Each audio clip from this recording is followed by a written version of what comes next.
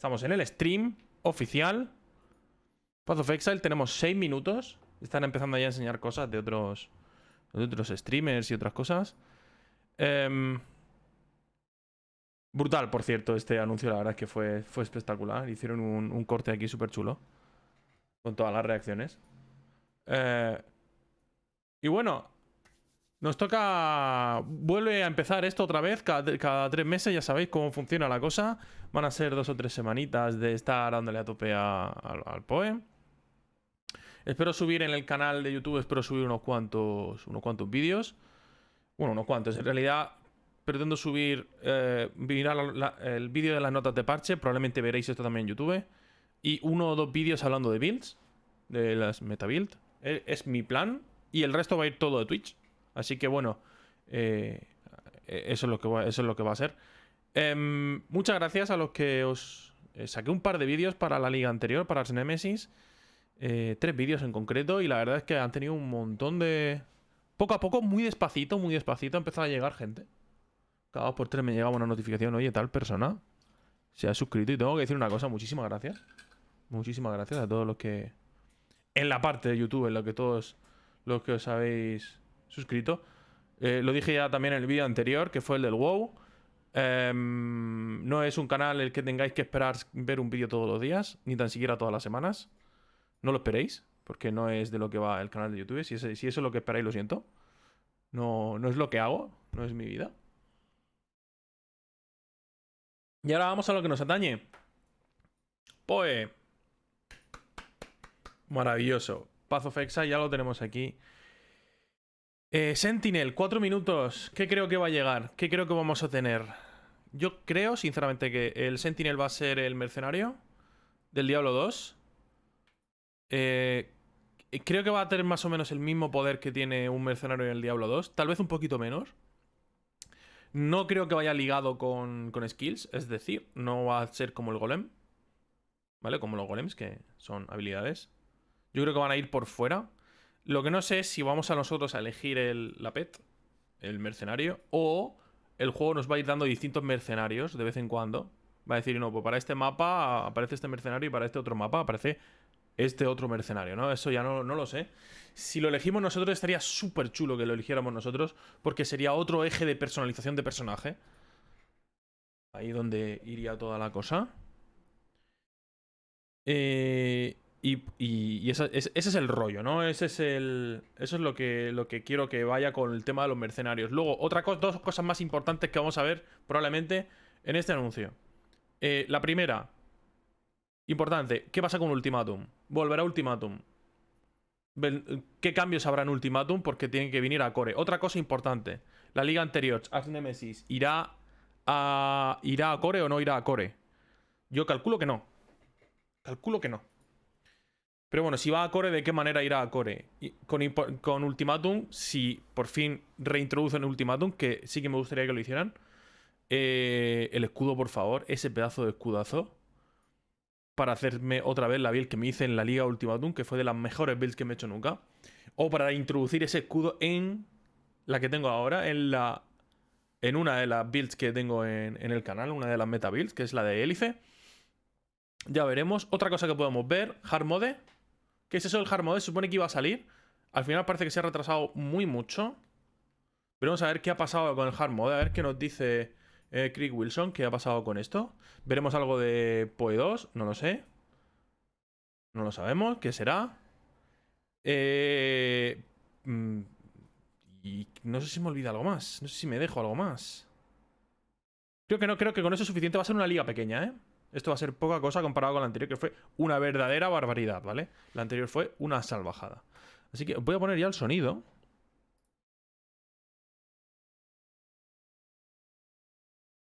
No está saliendo. Dame un segundo porque el sonido no está saliendo.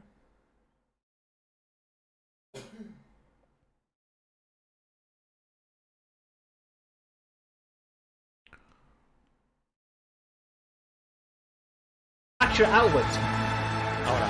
An Atlas wide. What? What do you mean Atlas wide fast entry? Ya está saliendo el sonido.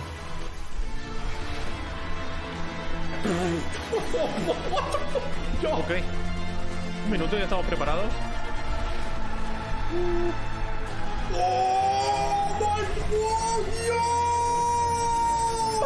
Se flipa. Es una flipada.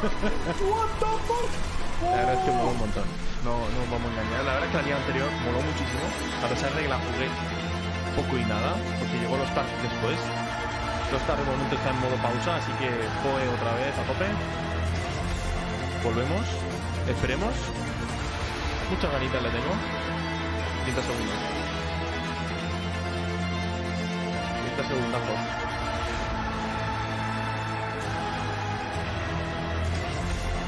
Es que lo peor es que estoy encima de la gente. He movido todo. Espera, que la he liado. This means that we're saying goodbye to regional Atlas passive trees and hello to a single gigantic Atlas passive tree. Good old Path of Exile. This new tree has over 600 passives available to choose from, and you can earn 117. Oh, muy buen asado. Contísimo tiempo. Empieza el PoE. Hi, I'm Chris Wilson from Grinding Gear Games.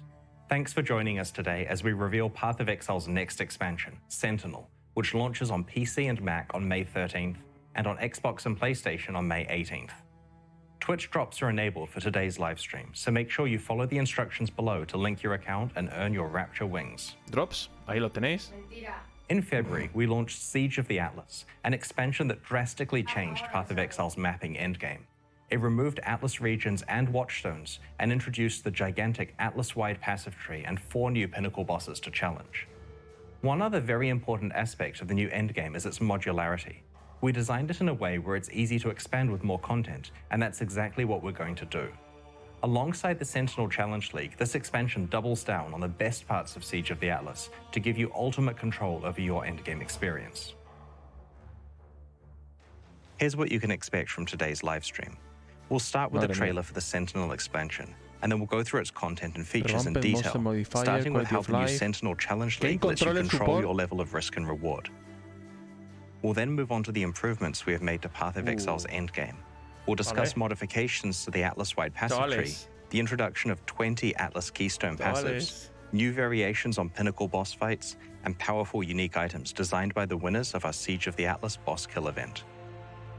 Following that, we'll discuss the type of balance changes we're making, or more interestingly, not making in this expansion.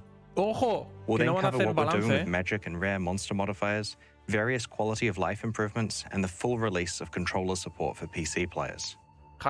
After showing you our latest supporter packs, I'll head into a live Q&A with community streamer Ziggy D, where we'll answer your questions. Once that finishes, we'll post the expansion's full patch notes. There's a lot to cover, so let's roll the trailer for Sentinel. Venga, vamos, trailer.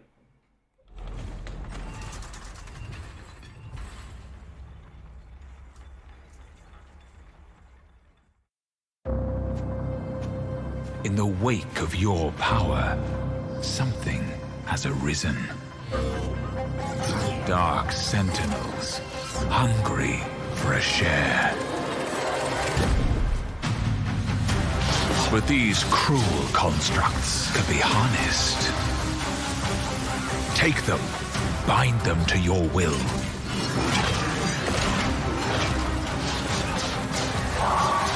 Test and tinker, combine and reconfigure. And together, you will find your fortune. Some sentinels are powerful. Others are dangerous. But in a world with shifting stars, monstrous new threats, and valuable treasures, you will need them. The Sentinels await your command. Hay un montón de cosas, ¿eh? Hemos visto un sitio donde modificar al bicho, un árbol de pasivas para el bicho. What? I'm sure you have a lot of questions, so let's get started with a full explanation of the upcoming Sentinel Challenge League. Sentinels are ancient constructs that have been unearthed across Rayclast. In this league, you will collect these Sentinels and attempt to harness their great power. But this symbiosis is not without risks.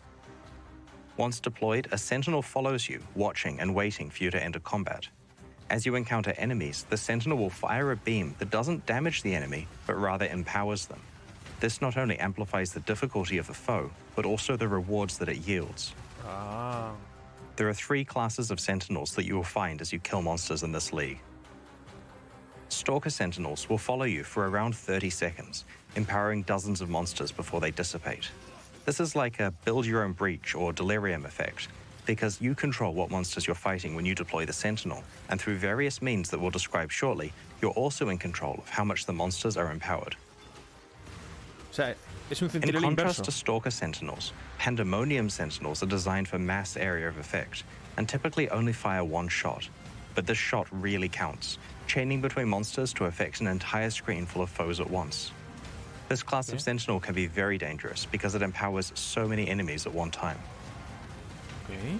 The final class, Apex Sentinels, can only empower rare or unique enemies. They fire fewer shots but have a much larger impact on difficulty and reward. You start with a single slot to equip a Stalker Sentinel, but as you play through the league, you can eventually unlock 2 more Sentinel slots so that you can have 1 Sentinel of each class equipped at a time. Each class of Sentinel can be deployed only once per area that you play.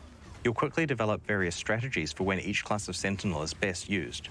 For example, saving your Pandemonium Sentinel for when you're surrounded by monsters, or using your Apex Sentinel on the map boss or league content that spawns several rare monsters. With a full loadout of Sentinels equipped, in every map you'll get to empower bosses of your choice, juice up an entire screen at once with a button press, and choose the part of the map where it's best to empower a series of dozens of monsters. Sentinels cannot be damaged by monsters in combat, but do gradually deplete their internal power supply each time you use them. They can be found as you play and are incompatible with traditional Rayclastian crafting techniques. However, new Sentinels with different properties can be assembled from the depleted husks of others that you have used until their internal power supplies ran out. We'll explain that crafting process in more detail later on. You can find magic Sentinels that have mods on them. These mods can augment the base properties of a Sentinel, extending its duration, making it empower monsters faster, increasing the number it can empower, or even the degree to which the monsters are empowered, affecting both their difficulty and rewards. Some mods will add specific drops such as currency items, essences, or unique items to monsters empowered by the Sentinel, but at the cost of increasing how difficult the monster is to defeat. You can also occasionally find rare Sentinels that have more than 2 mods on them. These are generally quite a lot more powerful than normal or magic Sentinels if you find the right combination of mods. The Sentinels you find as you explore Rayclast will become more powerful. Some particularly powerful ones with special properties can only come from the process of assembling new Sentinels from depleted ones. While the Sentinels you find generally get better and better as you play through the league, you can also upgrade the behavior and properties of Sentinels through your Sentinel controller. The Sentinel controller is like a runic circuit board. It's what powers your Sentinels and allows you to customize them. There are specific nodes for each of the 3 types of Sentinel, so you can customize the properties and behavior of all of them, or potentially focus on your favorite base types. What? As you play through the league and kill more and more enemies affected by your Sentinels, your controller will gain power. You start with 4 units, which is enough to power your first Sentinel slot and your first runic node. By the end game, you are able to work up to 30 power units, which is enough for almost half of the controller to be powered at once. So how do you choose which runic nodes to power? You do this by connecting them together with filaments. Power flows from the top of the circuit through the filaments until it is all in use by the nodes you have connected. Es un circuito. You can set up filaments in advance and they'll automatically be used as more power becomes available. Vale, Moving filaments around has no cost. It's basically like a planning tool that gradually gets activated as you gain more power throughout the league. Esto está muy chulo So you're porque not puedes locked into a planearlo, specific claro. plan and you can respec for Puedes ir free at planearlo any y conforme time. va subiendo de nivel va mejorando el solo. Some powerful runic nodes require 2 filaments and hence Ojalá allocate pusieran more of eso your power en when el árbol de activated. pasivas.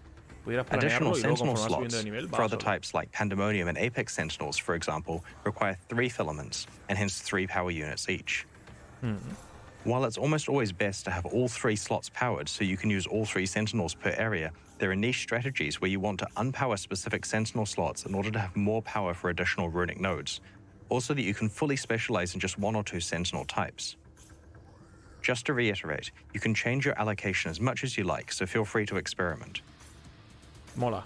This powerful runic node allows Pandemonium Sentinels to be used an additional time each area. While this is basically pure upside, you should definitely plan around the fact that you'll be running their charge down pretty quickly if you use this node. Claro. This runic node prevents your Stalker Sentinels from empowering normal rarity enemies. While this seems very powerful at first because you'll just be empowering magic, rare, or unique enemies that benefit greatly from the boost to item drops, you should be aware that unless you have a large source of special enemies, you'll be fighting against the flight duration of your Sentinels and will probably want to build around increasing their duration. While the Sentinel controller lets you specialize how the different classes of Sentinels behave, it's generally not necessary to have to modify it for each new Sentinel that you equip. The runic nodes you have chosen represent your overall strategy for each class of Sentinel and rarely need to be tweaked if you swap one Sentinel for another. As you use Sentinels in combat across a number of maps, they eventually run out of charge and will become depleted, but they don't need to be thrown away when this occurs. You can find power cores that let you assemble a new Sentinel with a full charge. This process disassembles two existing Sentinels and creates a hybrid of the two, with their properties combined together. Joder. Right-clicking a power core opens up an assembly screen. Vaya. If you insert two Sentinels and click the Assemble button, a new, fully charged one will be created. Ok, tienes que ir mezclándolos. Mezclas dos y el power core y te genera otro. ¿Qué cojones? This process is a complex and unpredictable one that can either inherit properties from the input Sentinels or potentially produce new ones that weren't based on either of them. For example, the base type of the Sentinel could either be the left input Sentinel, the right input Sentinel, or an entirely new one that can't spawn naturally and can only come from this process. The same applies to its modifiers. You generally get a mix of modifiers from the two input Sentinels, but sometimes they have their tiers upgraded or entirely new mods added, occasionally including ones that are exclusive to the assembly process. Puede coger un modificador de uno, un modificador The end del otro, o result is puede that ser you're random. usually getting Sentinels that are similar in function to the depleted ones you have combined, but occasionally mutate in new ways, producing results that unlock more power and possibilities. Y The entiendo que lo best recarga Sentinels in the también. game will come from lucky combinations of depleted Porque este está Sentinels that have gastado, just the right ese está mods. gastado. It's also possible to assemble two Sentinels directly into one of the Nuevo. many valuable unique Sentinels. ¡Hola! Uno único. Un legendario ahí. Y este está cargado. Es la manera de cargarlos. Cuando se gastan. Specialized power cores exist, Okay. which influence the assembly process to greatly increase the chances of various interesting outcomes occurring. They don't guarantee anything, but are absolutely worth considering if you're trying to hit unlikely assembly results. You may want to accumulate a small collection of depleted Sentinels so that you have options to assemble together. That's where the Sentinel Locker comes in. It's a free object that you can place in your hideout that allows you to store stacks of Vale, y each un of the locker Sentinel currency para los items, as well as a centinelas. tab full of each of the three categories of Sentinel. Vendrá con You can afinidad also también. store Sentinels in regular stash tabs, and they can be freely traded with other players. The Sentinel Locker's affinity for Sentinels will also work with regular stash tabs while this league is active. As I hinted at before, you can find or create unique Sentinels. These have powerful static properties, but because they cannot be combined with other Sentinels, there's no way to recharge them once they become depleted. They are essentially limited use items with powerful effects. Let's look at a few examples. First off, we have the Basilisk. This is a Pandemonium Sentinel that augments its wide area of effect blast with a petrification effect. Any monsters caught in the blast are turned to stone. Rather than being primarily useful for raising the risk and reward of combat like other Sentinels, this one is incredibly useful as an emergency button in combat. By activating the Basilisk, you can freeze most of the monsters around you in place, letting you take control of dangerous situations. This unique Sentinel, the Hollow-Eyed Skull, is basically a headhunter in Sentinel form. ¡Hola! Ostras, mola. There are also a set of unique Sentinels that are designed to empower specific named Atlas map bosses. If you activate one of these Sentinels while fighting that boss, it empowers the boss into an extremely dangerous version that is very, very Vale, rewarding estos, if you estos can van a ser defeat los it. gordos. The highly empowered Casi boss fight seguro. is further scaled by whatever mods are on the map that contain it, so you'll want to be pretty careful with what O mods sea, you choose puedes to use. bufar a un boss On the other hand, específico its para que rewards are dropee scaled by reward 16 bonuses on that map, ítems de so if you're able to currency. defeat one of these bosses in a juiced Mira, mira, map, mira. you will Pumba. certainly be greatly rewarded. These Invitación highly incluida. empowered map bosses are the best source of recombinators, a new type of endgame currency item that can be found in the Sentinel League. Recombinators allow you to apply the Sentinel assembly process to two pieces of equipment of the same No. item class, combining them together in unpredictable ways. This process can also rarely imbue your items with exclusive modifiers that don't normally spawn on that type of item.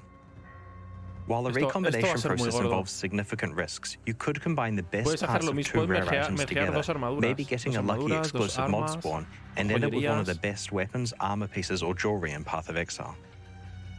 Sentinels can be deployed while engaging in other League content, so you can juice the risk and reward to quite crazy levels.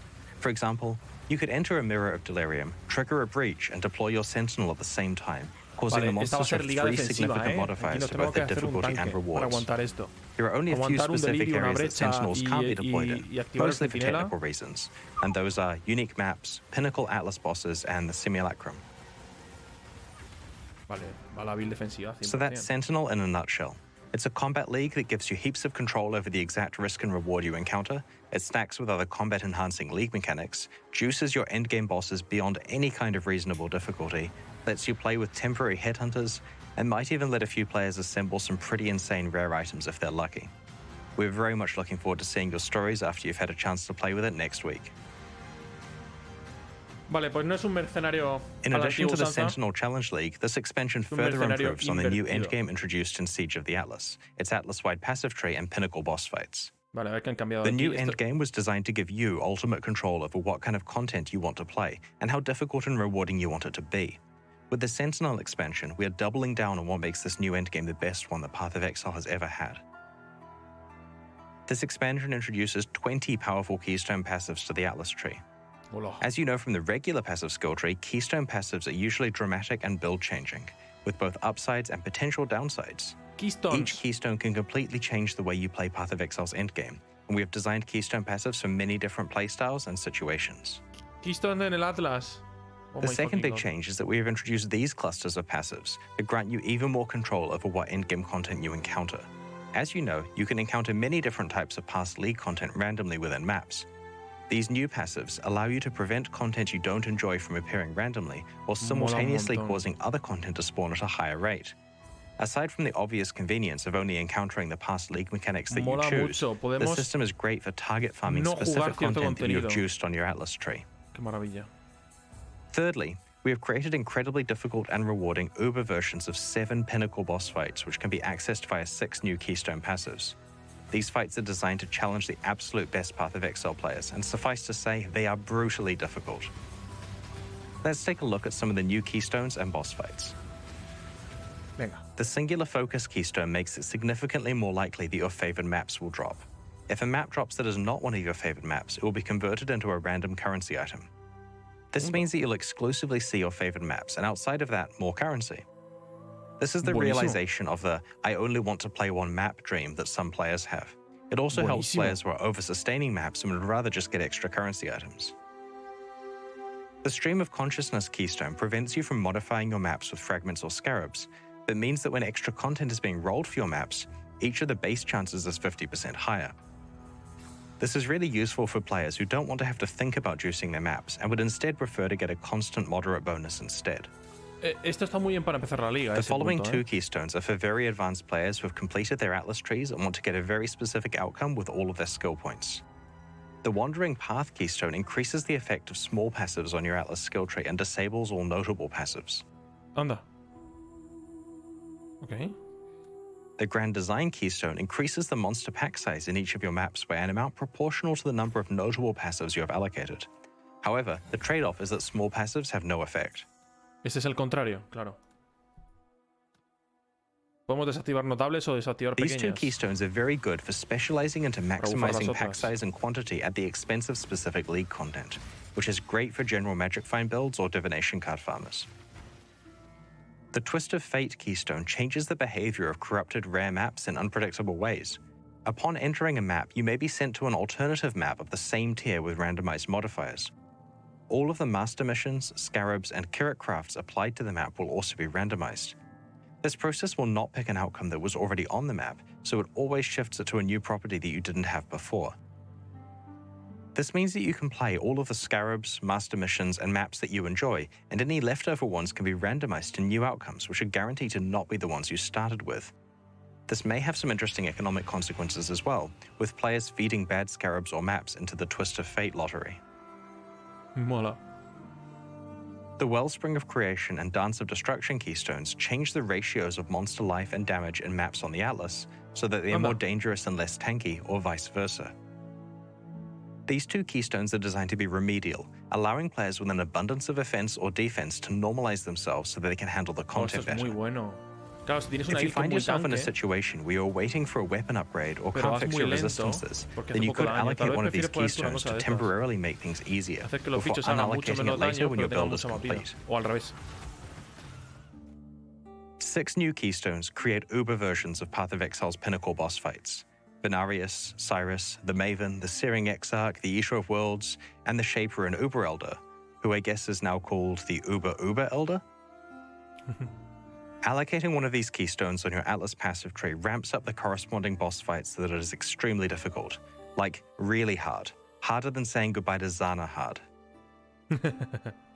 Only allocate these keystones if your character is extremely powerful and you know you can handle the challenge. In general, the encounter's rules are modified to be far more punitive and difficult. In return, though, you can earn some very enticing rewards. Each of the Uber fights has an additional high-chance reward and a chance of getting a very, very rare chase reward. For example, the Uber Maven guarantees an elevated sextant if you're able to complete the encounter. Very rarely, though, you may be able to earn an awakened exceptional support gem as well, such as Empower, Enlighten, or Enhance. These keystones unlock crazy battles that will challenge our most aspiring players who are deep in Path of Exile's endgame. They add a new level of difficulty for those who want to push their builds even farther than they ever have before. Nuevos ítems de chase. Nuevos ítems ultra the keystones difíciles. We have shown you so far are designed around many different types of endgame players. Some glass cannon players struggle with defenses but have no problem with offense. Some players want to just play one map.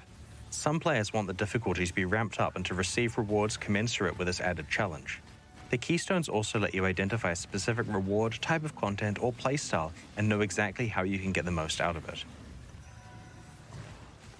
There are a number of other new keystones that we'll reveal before release. Like the ones we have shown you today, these keystones require you to consider your endgame plan in an entirely new light. We're very interested to see what strategies you will use to try to conquer the new Uber Pinnacle bosses. Before we get into the new unique items, there are a few other endgame Atlas changes that we should cover. We are removing Vinctar's Square and Doryani's Machinarium from the Atlas of Worlds because they are not natural map drops. You can still get and play these maps, of course, but they aren't counted for your overall Atlas completion anymore. Their Atlas passive points have been moved to rewards for defeating the Infinite Hunger and the Black Star. We have rebalanced influence altars and maps. They now feel a lot different than they did in the form they were introduced in Siege of the Atlas. Their downsides now feel more impactful and they have more diversity of rewards, including new rewards. The intention is to fulfill the original design goal of having an ultimatum-like choice about whether you want to accept additional challenge for additional reward. We've added better Atlas tree support for them, including 2 keystones that can affect them.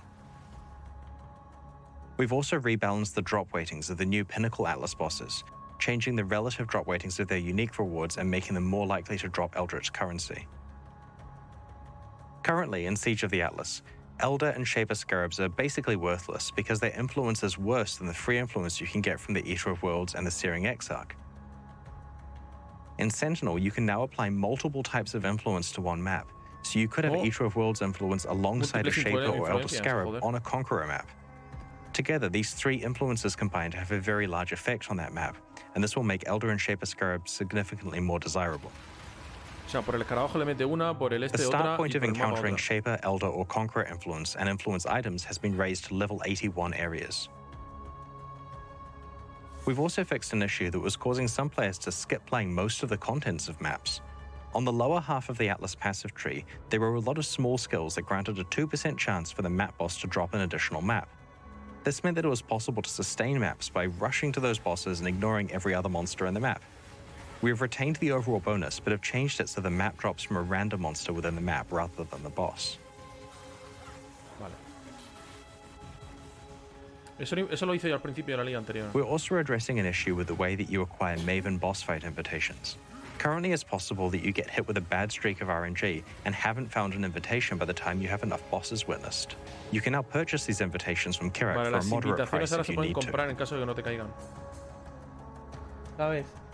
At the launch of the Siege of the Atlas expansion, we hosted a competition that saw players racing to be the first to kill Path of Exile's pinnacle bosses in hardcore solo self-found mode.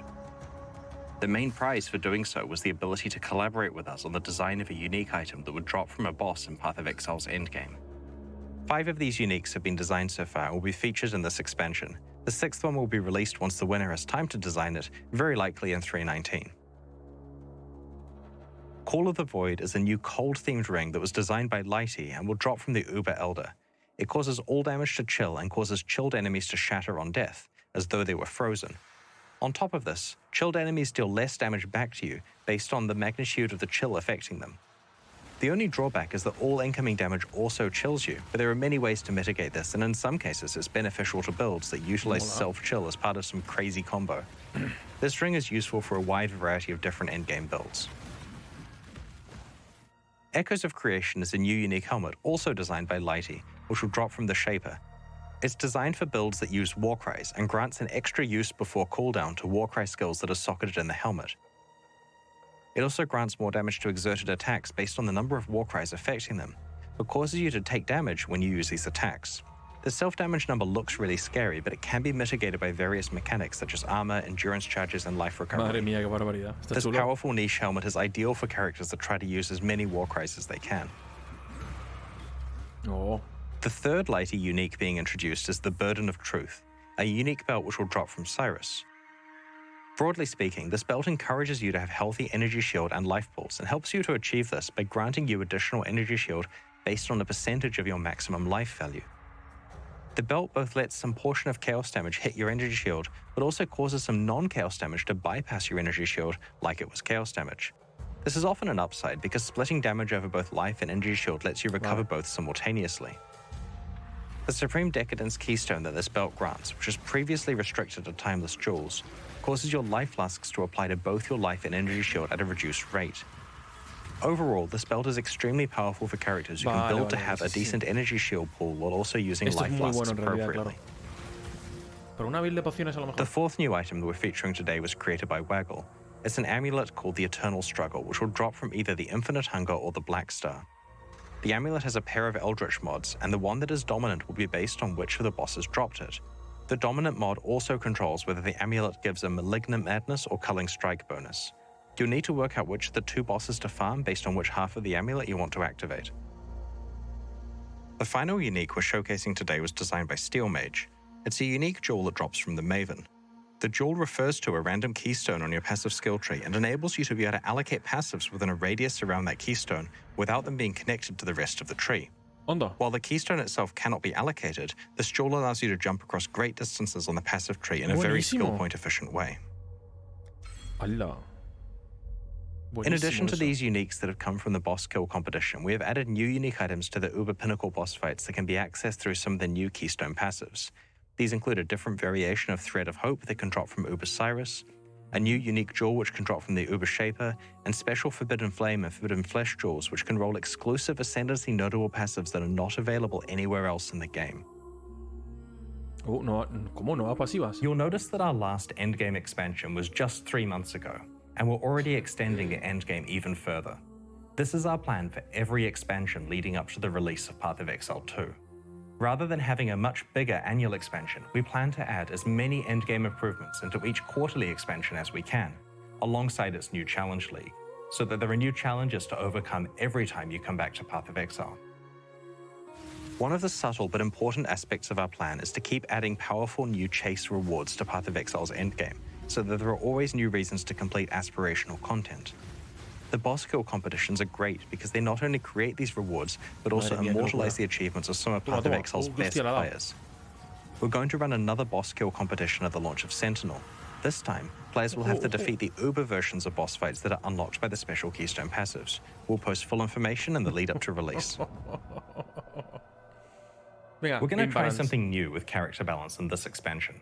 We're intentionally making no changes to character power. That means no nerfs, no buffs, nothing. Every single build and build guide made for Siege of the Atlas will work exactly the same in Sentinel. You can start planning your league starter right now, with full confidence about exactly how it's going to play. However, build exploration is still required in 3.18. Sentinel introduces many difficult challenges, both in the Challenge League itself and in the endgame content. And you're going to have to work out a plan to create characters that are able to handle this content. But at this release, you can hit the ground running, knowing with confidence which builds are a good starting point for you. We don't intend to do this character balance freeze every release. For example, 3.19 definitely contains planned changes to character balance. Even though there are no character balance changes in 3.18 though, we have still made some changes to actual game content. For example, let's talk about the changes to monster modifiers. Magic and rare monsters in Path of Exile get a lot of their power from their modifiers. We came up with the majority of the monster mods over a decade ago, and only substantially added to them with the introduction of the Nemesis and Bloodlines leagues in 2013 and 2014.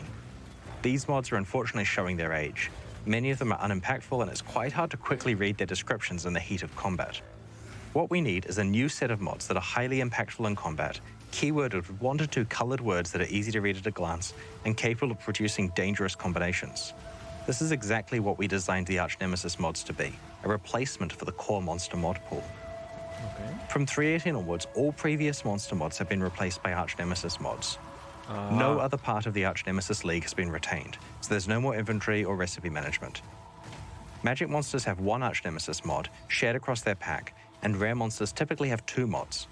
However, it's possible to encounter rare monsters with 3 or even 4 Arch Nemesis mods on them. Combinations of multiple synergistic mods can create quite interesting situations in combat. For example, if you encounter a monster with both Stormstrider and Ice Prism, the Ice Prism may block you off so that you are more likely to run into the lightning mirages from the Stormstrider mod. We've done a balance pass over the Arch Nemesis mods before making them core. Some have certainly had their power reduced, particularly when applied to magic monsters. We have also changed how monster experience and drops are calculated, so it's now far more about the difficulty of the mods than about the proportional size of the monster. Various Nemesis and Bloodlines modifiers that were not represented in the Arch Nemesis mod pool have been added in different ways. Path of Exile's challenge system has remained the same for the last 21 leagues. For Sentinel, we had a look at whether there were any easy ways we could update it based on what we have learned over the last 6 years. Our plan is to retain the model of 40 challenges with rewards that unlock as you progress through them, but with a goal of providing substantially more challenge to endgame players, and substantially more rewards to go with it, of course. In order to achieve this, we have crunched down the easier challenges so that the first reward unlocks after only 6 and the second at 12. These are equivalent in difficulty to 12 and 24 challenges from the old system, respectively. This change gives us a lot more space to ramp up to some incredibly difficult challenges towards the end, which will take a lot of time and skill to complete. There are now 10 different rewards you can unlock, which comprise 2 complete armor sets, each with a pair of wings. But be warned, the challenges you must complete are much, much harder than any that we have ever set you before. We've been experimenting with support for game controllers on the PC version of Path of Exile. During the Arch Nemesis League, we began a beta for controller support and have been making improvements based on your suggestions and feedback. We're pleased to announce that controller support on PC will officially launch alongside the Sentinel expansion. This also means that Path of Exile is now fully playable on the Steam Deck for those of you who are lucky enough to have one so far. Madre, Steam Deck. Qué ganas tengo que me llegue el bicho este. Alongside finishing controller support for PC, we've also done a push on various small quality of life features in this expansion, which we'll reveal over the coming days. An example is that you can now choose whether your hideout portals can be accessed by one of 4 options: everyone, your friends, your guild members, or no one. We have also improved how favored maps are selected on the Atlas. Rather than having to click on the map on the Atlas for every slot, you can instead click on one of your existing favored maps to quickly copy it to the new slot. This makes it a lot faster to favor many instances of the same map at once.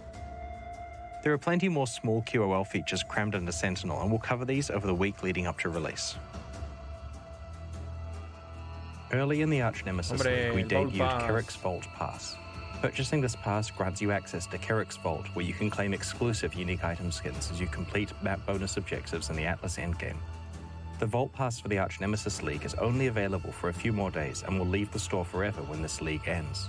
There's no penalty for purchasing the pass late in the league after you've wrapped up your map completion, so if you are pleased with where you got to in Arch Nemesis and want to lock in your unique skins, it's not too late to buy your pass now.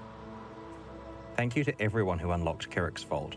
We had a lot of fun putting it together and trying to think of fun ways that unique item skins can interact with gameplay in a visual way. The purchases directly fund development of both Path of Exile 1 and 2. A brand new Vault Pass will launch alongside the Sentinel League.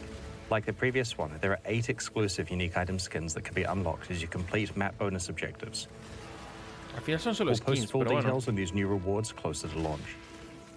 To buy either the Arch Nemesis Pass now, before it leaves the store forever, or the Sentinel one when the expansion launches, go to pathofexile.com/vault. Alongside today's livestream, we're launching 2 new series of supporter packs, the Arcanist and Reaper packs. Each tier contains the pack's full face value in points, plus several exclusive microtransactions. These packs are only available during the Sentinel League and will leave the store forever in 3 months. Every microtransaction you're about to see is entirely cosmetic and does not affect your character's progression or power. The Arcanist pack series contains 7 exclusive microtransactions. The Cloak of Elements indicates the power of your fire, cold, and lightning resistances on your back. When a resistance is capped, the effect is extra strong. While wearing the Ring of the Black Star, your level up effect looks like this. Okay. In the Timekeeper's hideout, you can use the Chronosphere to change the time of day from dawn to noon to dusk to night.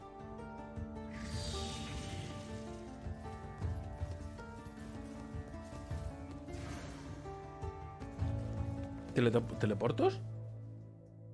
With Chevron's tome on your belt, identifying items will cause exploding books to appear nearby. The Mage Blue map device blossoms with greater intensity as you open higher tier maps. Han hecho cosméticos que responden a cosas. Hola. With the soul stunning weapon effect attached to your weapon, any attacks that stun will cause your enemies to have an out-of-body experience. Como mola, se le sale el arma. Drinking from the searing Quicksilver flask causes an explosion and sets your character on fire. Mola un montón. The Reaper Pack series also has 7 exclusive cosmetic microtransactions. The Soul Harvester's Cloak's power is based on the number of enemies your character has killed. Oh, qué chulo! With the Belt of the Hive Queen equipped, flasks you use will cause blood-sucking insects to appear all over your character. Ah, qué asco. Es un poco asqueroso este. The Ghostlit Graveyard is a hideout where you can control the color of its torches. Oh, qué chulo. It also comes with 6 exclusive hideout decorations. Qué currado. Se han currado Medidrone will muchísimo follow you esto around and use a healing beam on you whenever you're gaining life. Thanks, Medidrone. The Underworld portal opens a gateway to Hell. Its effect upgrades in Part 2 and again in maps, where it indicates what tier of map you're playing. Oh, como mola. Qué chulo. While wearing the Ring of the Exorcist, any spells you cast will exorcise the ghosts of your enemies if you crit. While using the Grim Reaper apparition, the Reaper will appear and cull any unique or rare enemies you slay. As I mentioned before, these packs are exclusive to the Sentinel League and will leave the store in 3 months. They're available right now at pathofexile.com/purchase, and they directly fund the ongoing development of Path of Exile 2 and Path of Exile 1 expansions like Sentinel. We greatly appreciate your support. Y se van a ir cuando acabe la liga. Thanks for joining us and checking out today's reveals. We can't wait to see you in Raycast on May 13th. We'll begin the Q&A in a few moments, so please get your questions ready in chat. O sea, la mitad de los que hemos visto ahí me han encantado, sinceramente. Me han parecido brutales. O sea, es que estoy hablando de las skins, o sea, que son skins al final. Nada de lo que habéis visto ahí en este rato tiene ningún efecto, es todo skins. Me ha gustado mucho el que cuando te cura, hay uno que es una pet que te va siguiendo y cuando tú te curas, con lo que sea, te lanza un rayito. Parece que te está curando él, pero es mentira, ¿no? En realidad tú te curas por otras cosas, por lo que te suele curar normalmente. Pero ha habido 2 o 3 que han estado chulísimos. El portal, los portales que dependiendo del tier del mapa que abras, van cambiando. Cambia el efecto del portal. Guapísimo. La capa con esqueletos en la espalda. Que tienes más esqueletos y más calaveras cuanto más bichos ha matado tu personaje. Está chulísimo. Está guapísimo. O sea, por favor, está muy bien. Pero lo que me preocupa es eso, que son todo microtransacciones que van a durar solo una liga. Imagino que la gente se quejará por esto, ¿eh? Por esto va a haber mucha queja. Seguro. Seguro va a haber mucha queja ya. De primera ya... O sea, está guapísimo. Pero de primera vez te lo estoy diciendo, o sea... Espero... no sé. Espero que la vuelvan a poner. Si la van a quitar, por lo menos que la vuelvan a poner cada X tiempo o algo así. Porque lo del... Es que Warframe ya hizo esto con los Warframes. Y a mí no me gustaba nada eso, lo del Vault este. Es como, vamos a quitar este contenido digital. ¿Por qué patata? Lo vamos a quitar, ¿por qué? Porque queremos que lo compréis ahora, cabrones. Haciendo un poco el Nintendo. Pero bueno, que a ver qué nos dicen ahora en el Q&A.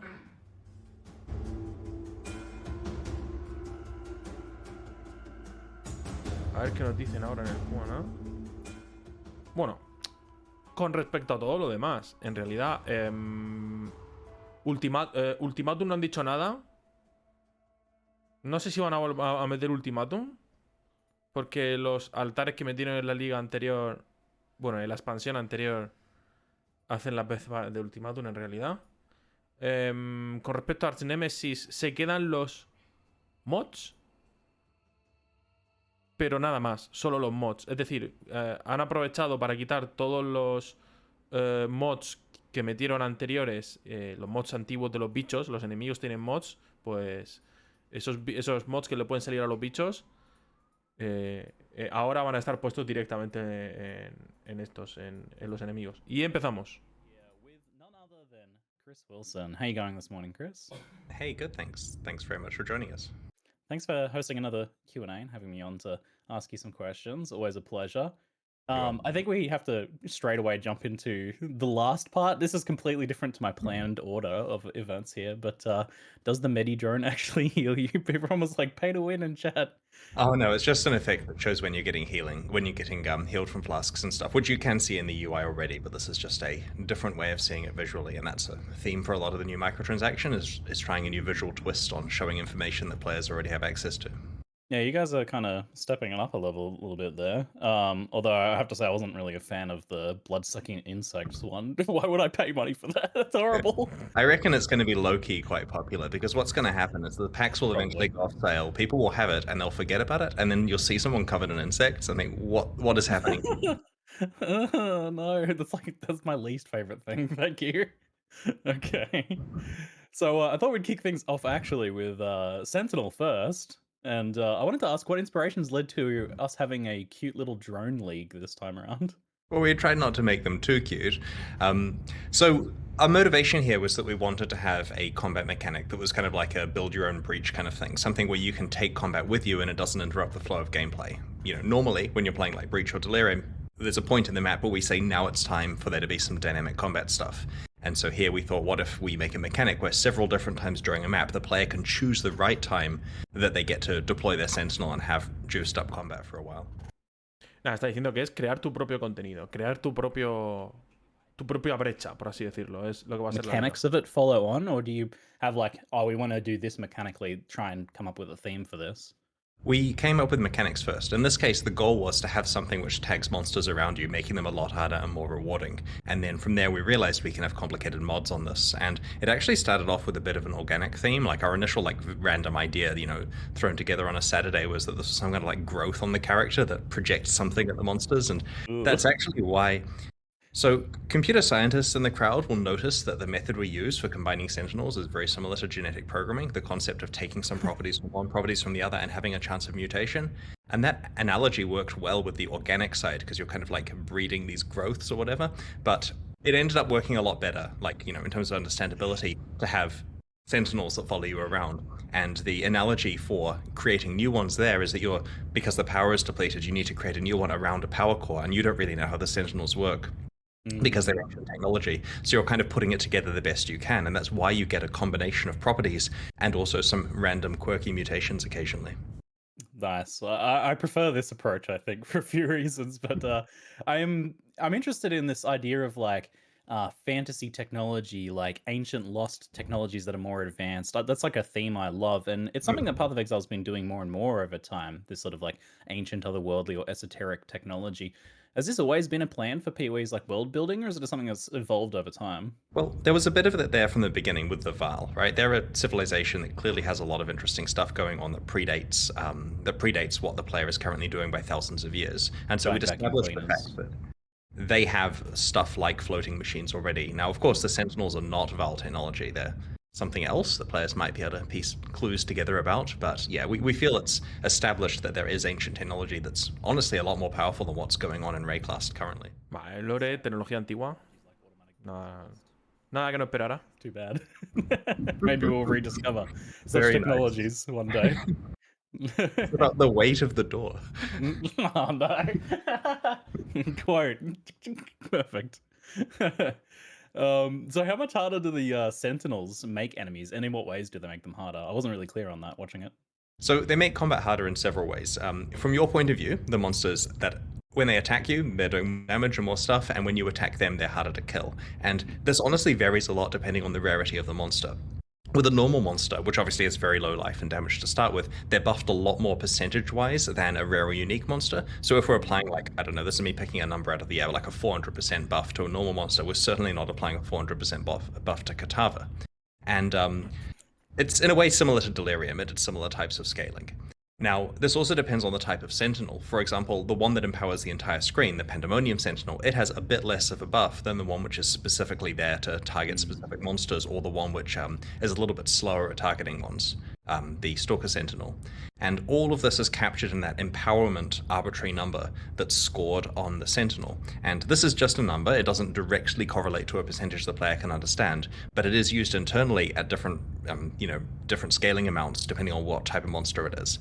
Generally, more empowerment equals more damage reduction, and of course better rewards. Now, the key thing about this is that we've tried very hard to make sure that empowerment is given to you proportional to any, extra bonuses and stuff you're getting. So it's like with maps where you get pack size and quantity and that kind of thing as you put harder and harder mods on the maps. The same thing is true for your Sentinels, that as you make better and better ones, they'll proportionally get better empowerment to go with it. Okay. I like the idea that this is like ancient lost technology we don't understand, and also the mechanic is a little bit obscure as well. Was that kind of intentional? We especially don't want people understanding how the combination process stuff works, but yeah, the general rule is Sentinels give you the opportunity to make combat a lot harder than normal, and in return you'll get rewarded. And there are some cases where the rewards double dip, which are quite interesting that I can talk about. People sorting through like the game code to better understand mechanics like this has been a thing for as long as Path of Exile's been a thing, but how do you design something like that then that manages to keep some level of obscurity in a system like this? Well, from a crafting point of view, the rules are all server-side, so we can come up with complicated random things on the server and hope people can't reverse engineer it. On the client, though, it's... Están hablando ahora de cómo la gente de toda la vida ha estado leyendo código para poder entender cómo funcionan las mecánicas. Han hablado también del empowerment, que es el stat que van a llevar los centinelas. Cuanto más empowerment, más poder. Y dependiendo del tipo de monstruo al que le metas el empower, pues va a recibir más o menos poder dependiendo del tipo de monstruo. Un monstruo normal recibe más poder que un monstruo porcentualmente que otro más tocho. Es bastante interesante. If something is learnable, then players feel like they maybe have to learn it as well, whereas the opposite is true as if it's unlearnable in an extent. But at the same time, you have to think about whether players can sort of still engage with the mechanic and feel like they're having some level of control over it. Do you think there's like a level of player control here?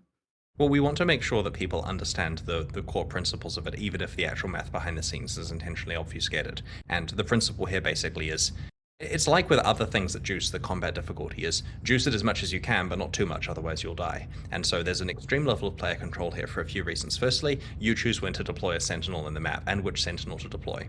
Secondly, you choose which Sentinel you're using, like what mods it has on it. Are you using a unique? Are you using just a regular magic one?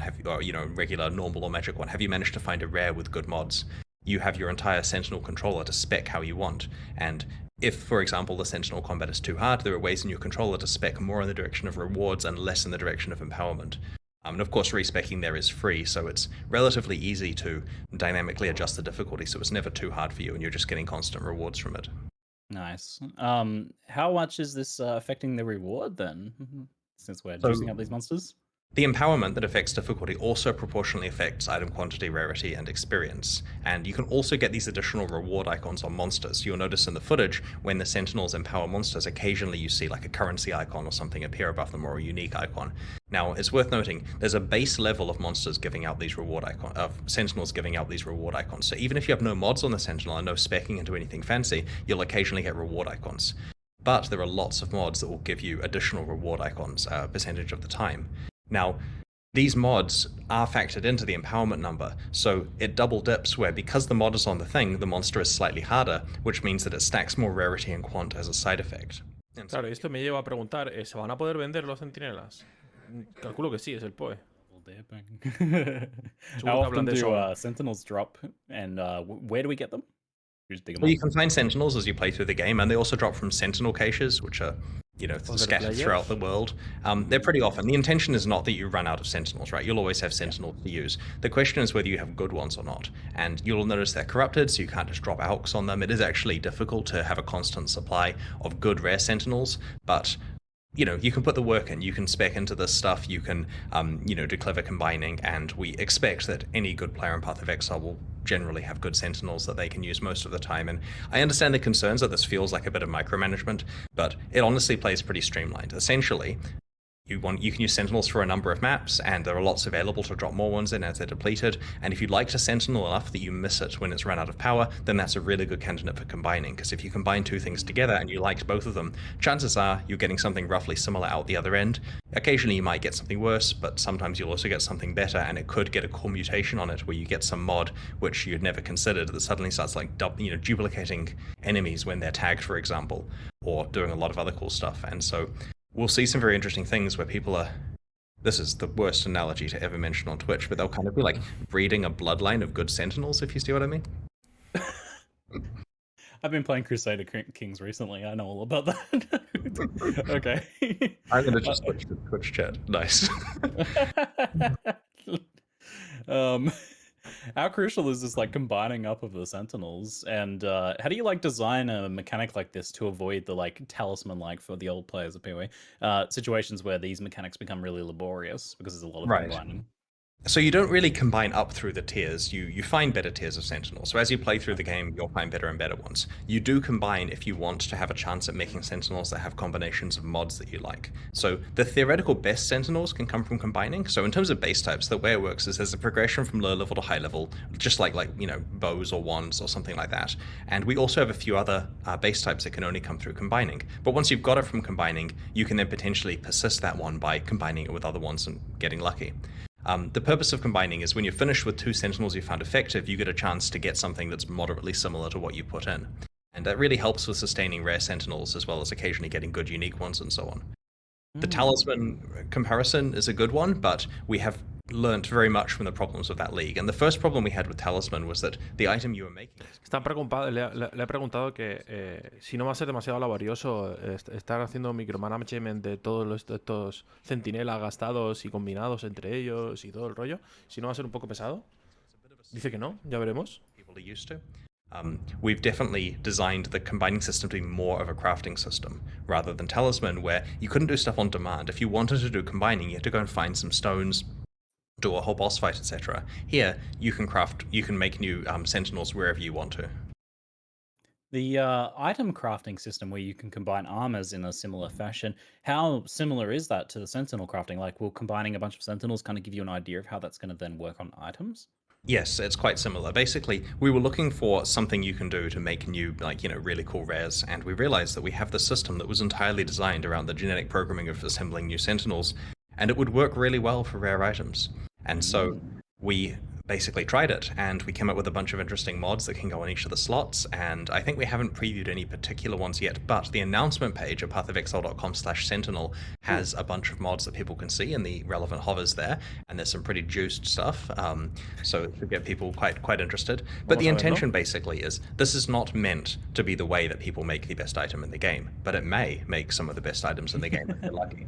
And we've had conversations internally that involve questions like putting items that are mirror-worthy versus items that are strange on the other side, and interesting border cases that happen with the rules to try to make items that are mirror-worthy come out that, you know. Anyway, interesting stuff going on with that. So we think that the Path of Excel players will really like trying to model how that works and to get the best value for their recombinators. That's me every time I craft anything in PoE. This won't make the best item in the game, but it may. Yeah, it's certainly a non-deterministic crafting thing, but it should be. Un segundito. 100%, suppress. Armadura Magebane. Ojo, armadura con Magebane. +1 de máximo, curso de enemy elemental weakness. Está bastante bien. Cast speed. No sé qué es lo raro aquí. +1 al máximo de power charges, claro. Más efecto de frascos. Alchemist Genius when you use a flask. Esto no sé lo que es, puede ser muy tocho, ¿eh? Puede ser muy tocho eso. Volvamos. The base type into a special one or to create a unique. We don't want the recombination process for your equipment to necessarily just randomly change the base type on you or to turn into a unique, because honestly, sometimes that's going to be worth less than the items you put in. So once it's picked a base type, for Sentinels, it uses that base type, and for your items, it retains all the properties of that core base type. For example, any enchants you've got on it, any sockets, corrupted status, implicits, all of that stuff, you know, catalysts or whatever. This all gets dragged along with whichever base type was selected. Then for the explicit mod selection, it basically puts everything in a pool and selects some subset of it. So you get some mods from one of the items, some mods from the other. Sometimes you're unlucky and get way fewer mods than you started with. Sometimes you're lucky and get a whole bunch of good ones you liked. Then there's a chance for various things to occur, like it randomly tinkering with the tiers of the mods or rerolling values. And of course, it can add special mods, basically the mutation outcomes from a special pool. And that's where the really good Sentinel stuff is. You really want to get that available in the pool of stuff that you're combining, because then you get some really, really powerful Sentinels. Vale, podemos modificar... pueden salir modificaciones de modificadores. Me pregunto si habrá recetas. Si combinas uno de resistencia al fuego con uno de vida, saldrá algo especial. Eso lo iremos encontrando conforme pase la liga. Fun. That does sound like a lot of fun. Back to gameplay on Sentinel for a little bit. What's to stop players from using a Sentinel on a boss like right before it dies to subvert the challenge? Right, so basically when a monster is empowered, it is fully healed. And most of the time, Sentinels empower monsters before you get a chance to get to that monster, and so there's no problem whatsoever. If you were to, you know, try to cheese a boss down to low life and then bring your Sentinel out, then yes, you do have to fight it again. It's worth noting, by the way, one of the pieces of consistent feedback we've had internally when people first see our promotional material before they've played the league is they say, well, with Path of Exile clear speed what it is, this is going to be so lame because the Sentinels are slow at tagging monsters and therefore I have to wait for them all the time. When they play the league, they realize it's very, very easy to spec into a Sentinels are very fast at tagging monsters and chain through monsters, and you get multiple beams, multiple chains, lots of tagging speed. And generally speaking, we've tested on very fast map characters, and if you spec correctly, there's no problem whatsoever with the Sentinels staying ahead of you. And of course, you have ones that hit a whole screen at once. The other thing to note is, and this is something that we didn't really emphasize there, is the Sentinels tag up to a specific number of monsters. So this means the one that tags a whole screen, you don't need to go and grab the entire map. Like, you don't have to have this lame playstyle where you pull the whole map to one place and then hit go to get everything tagged. It does have a limit. And this also means that as long as you're killing fast enough and the Sentinel's tagging stuff fast enough that you use its full limit, then it doesn't really matter if it misses hitting a couple of monsters due to you being so OP, because you'll still get full value out of that Sentinel. Okay. How does co-op work in Sentinel? I'm always interested in this question. Co-op. So basically with co-op, we've tried really hard to make sure that it doesn't penalize players. Both players can use their Sentinels in a map. A monster can only be tagged by only empowered by one Sentinel at once, but they can tag more monsters in an instance. When we're doing leagues, we try very hard to make sure nowadays that you're not in any way penalized for being in a party. So technically speaking, yes, playing in a party would let you tag an awful lot of monsters. Yeah. No hay limitación. I thought it would only be like an app creator or something, but I like that a lot more. There's some good briefing opportunities where, like, your guy you're playing with is waiting to tag the map boss with an Apex Sentinel, so you just hit your Pandemonium one faster than him and just tag the map boss really quickly. This is immediately what comes to mind for me. That's fine though, because like if you're playing in a party, you should be like. And if you're not, well, are you sure? My first experience with multiplayer Diablo 2 was we were killing Duriel in a public Battle.net game. This is back like 22 years ago. And I'm playing an Amazon. So Duriel dies, drops Worm Skull. Grab it as fast as I can. And the Necro says, "Who got that?" And I say nothing. So that's the history behind multiplayer play for me. Okay. Yeah, that's fair. That's why we have being able to kill each other at the bandits. Honestly, yeah. It's nice for there to be some sharp edges occasionally. Yeah. The bandit one's always like such an easy thing to forget as well. Yeah. And chat's right, this is ninja looting, not scamming. We didn't have a deal. We didn't know he wasn't helping me with Duriel, I was helping him. It's very different, okay? Claro. Un Amazon ayudando a un okay. Claro que sí. With League mechanics like this, when they're itemized in some way, it inevitably comes up. You have to make a decision about whether they're tradable or not. Mm-hmm. So what keeping things tradable is often much more in the spirit of Path of Exile, I find. We've sometimes seen this actually makes players less willing to use the mechanic themselves, like for Expedition, for example, where people were selling all of their currency instead of using it. What goes into the decision to make something like Sentinel tradable? So, in general, tradability is preferred, especially when there's other forms of progression. Like in Arch Nemesis, the mods that you had were your progression. And so if we made those tradable, then you could literally skip the league, find some exalts, trade them for the ability to do the hardest Arch Nemesis content. Here, because you have your Sentinel controller, which powers up as you kill empowered enemies, you do actually have to engage with the league to progress with it, and therefore tradability is totally fine with the items in it. We also wanted to make sure with the combining system that players are able to trade for Sentinels that will combine well together, right? You know, there's one of those things where if you look at your pool of Sentinels and realize you don't have a good combine available, but you have a couple of Chaos Orbs spare, maybe you trade for something amazing and try to, something that's been depleted and try to combine it with something that you liked. This also means that once you've finished with a Sentinel, like let's say you don't like combining, you just want to play with your Sentinels, you can take the ones that were good and rather than combining them, you can trade them to other people to get some currency that you can use to buy potentially full Sentinels or actual items you want to play with or maps or whatever it is you're looking for. Por supuesto, comerciables. Now. That's fun. Great. Lots of people are asking about Headhunter with the Arch Nemesis mods now. How is Headhunter working now with this change? It's just the same as before, right? Yeah, you steal the mods and then you're powerful and then we cry. Thank you, chat. Also, because you mentioned it earlier, everyone's asking about Ultimatum as well. I know that Bex answered this question recently, but for anyone who may have missed that, what's the news with Ultimatum? We have a specific plan for Ultimatum, and we like this plan, and it's cool. And it's honestly cooler than the plan of let's just bring it back next league or something. And so we're going to do the cool plan, but that means you're not going to see Ultimatum for a little while. And I can't give any more information out. So yeah, no Ultimatum, but it's not just being ignored, right? And we have an awesome plan for it. You're teasing the Ultimatum fans because you keep looking at mechanics and being like, it's just like Ultimatum. The good news is the Ulta stuff in its current form will feel a lot more like Ultimatum, right? So they get to enjoy that. That's what I mean. Yeah, that's good. On this topic before we move on, we have apparently a lot of questions from chat. Okay. Venga. Well, HD, will there be any raw currency to refill the Sentinels? Just like if you have a good one, you just want to straight up recharge it. We don't have any raw currency that does, but you will be going through quite a lot of Sentinels, and this is intentional. And to be completely honest, I'm going to explain this, right? So we know that it's controversial that these things run out of charge, right? We're not trying to just hurt the players. But in the version of this that we designed, where you use them forever, it was really boring. You get an okay Sentinel on day 2, and you just use it forever. And because of that, we had to make the good mods really rare, and you never see them, and you'll never find a Headhunter Sentinel, and it was terrible. And so we tried this model where they run out of charge, and you're constantly combining stuff together, and you see the full gamut of the league, you try new experiences, and you get to see a lot of the cool mods because we just ramped the spawn rate of everything. Like that Headhunter Sentinel, the Hollow-Eyed Skull, you're probably going to find one, right? Like it's consumable. It doesn't matter balance-wise if you have an insane time for a few maps, and this means that if you want to play with it every map, you just trade for one over and over.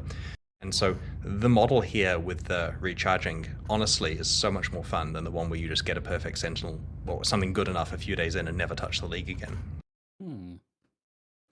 I wonder if there's like a double Headhunter Sentinel if you combine 2 of them together or something. Okay. Carrybag asks, how do you get filaments for the passive tree thing? It's just clicking on the sections, basically. There are these grooves, you click on it, a filament appears, you click on it, it goes away. It's literally a planning tool, right? There's no item, there's no speccing, there's no points. Basically, you have an amount of power that will flow through the filaments. Wherever you've marked you want the power to go. And so basically, you could Google and find the best filament guide and spec it in on the first day and leave it and never open the panel again for the entire league, and it will magically fill with power as you level up your Sentinel controller. Or you can go in there and tinker with it. And we're far more worried, because a lot of people, when looking at the reaction, were saying this is complicated and involves micromanagement. But I expect, honestly, they'll just spec something that looks good, later change it once or twice, and be done with it for the most part. Unless you're a player who really, really cares about micromanaging stuff, in which case, have a great time. To the point where we have insane rules to do with snapshotting to stop people, like, auto hotkeying something where it changes to one Sentinel spec, they release that Sentinel, then they change it to a different, like... The abuse case makes this a living nightmare to implement, but we think we've got something that's not going to get in the way of players actually playing it. I didn't even think about that.